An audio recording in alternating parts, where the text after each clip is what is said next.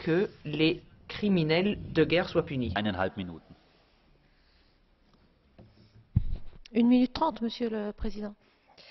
La République centrafricaine est l'un des pays les plus pauvres du monde. 70% de sa population vit en dessous du seuil de pauvreté. Et ce, alors que ce pays a une population relativement peu nombreuse et surtout des richesses naturelles abondantes, cela a déjà été dit. La République centrafricaine a été le théâtre de nombreux coups d'État, rébellions, mutineries.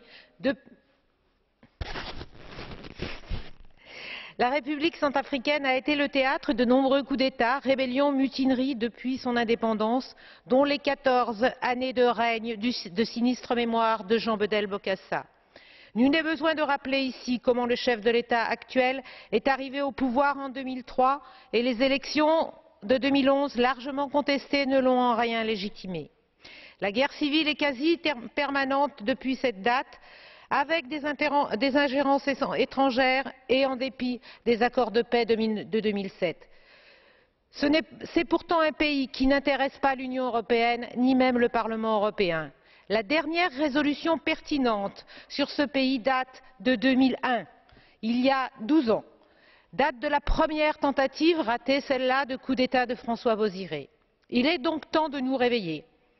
Alors que les combats avaient repris en décembre dernier, un accord de paix a pu être signé entre les différentes forces en présence, avec le soutien des organisations régionales. L'Union européenne, qui s'est récemment engagée dans un dialogue politique dans ce pays dans le cadre des accords de Cotonou, doit tout faire pour soutenir le processus de paix et surtout veiller à ce que son aide arrive effectivement à la population centrafricaine. Vielen Dank, Frau Kollegin Vergiat. Merci beaucoup, Madame Vergiat. Monsieur Preda, 1 minute. Merci beaucoup, Monsieur le Président.